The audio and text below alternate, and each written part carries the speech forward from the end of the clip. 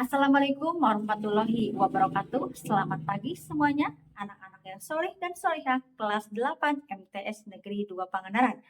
Bagaimana kabarnya hari ini?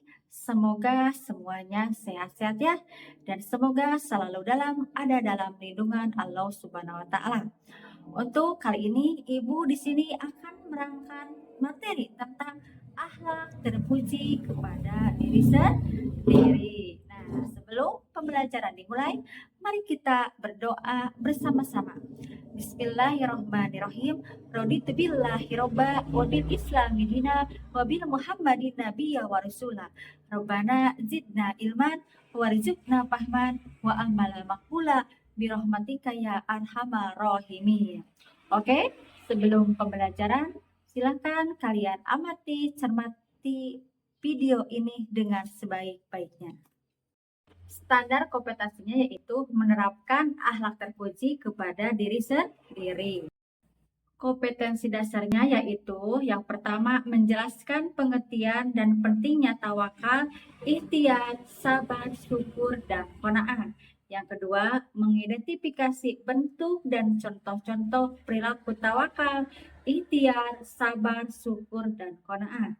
Yang ketiga yaitu menunjukkan nilai-nilai positif dari tawakal, ikhtiar, sabar, syukur, dan qanaah dalam fenomena kehidupan.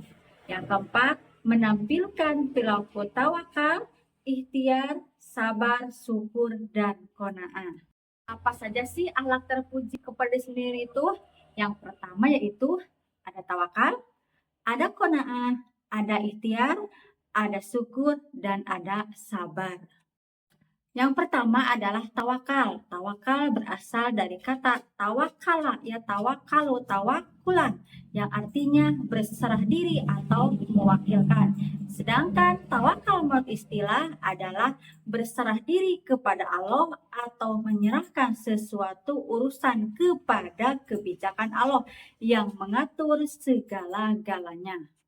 Perintah bertawakal terdapat dalam Quran Surat Al-Imran ayat 159. Bismillahirrahmanirrahim. Faida azamta fatawakal alallahi innallaha yuhibbul mutawakkilin. Yang artinya, kemudian apabila engkau telah membulatkan tekad, maka bertawakallah kepada Allah. Sesungguhnya Allah meminta orang yang bertawakal. Quran Surat Al-Imran ayat 159. Sedangkan bentuk dan contoh tawakal, ayah dan ibu Ahmad adalah petani kecil. Ia sangat mendambakan agar Ahmad kelak menjadi anak yang soleh dan cerdas. Sebagai muslimin dan muslimat yang taat beragama, setiap hari mereka selalu berdoa dan tawakal kepada Allah. Semoga keluarganya hidup tentram di bawah ridho Allah Subhanahu wa Ta'ala. Sedangkan dampak positif dari tawakal, yang pertama, memperoleh ketenangan jiwa, memperoleh kepuasan batin, memperoleh keteguhan hati, menumbuh kembangkan kesadaran akan kelemahan dirinya. Yang kedua adalah ikhtiar. Ikhtiar berasal dari kata ikhtiaro, yahtaru, ikhtiaron, yang artinya memilih. Sedangkan menurut istilah, ikhtiar adalah melakukan sesuatu kegiatan dengan maksud untuk memperoleh sesuatu hasil yang dikehendaki.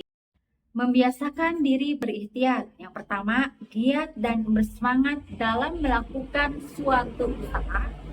Yang kedua, tekun dalam melaksanakan suatu tugas yang diamanahkan kepadanya. Yang ketiga, tidak mudah putus asa apabila menghadapi kesulitan. Yang keempat, memiliki semboyan bahwa kerja keras untuk mencukupi kebutuhan lebih mulia daripada meminta bantuan atau menunggu belas kasih orang lain. Yang ketiga adalah sabar.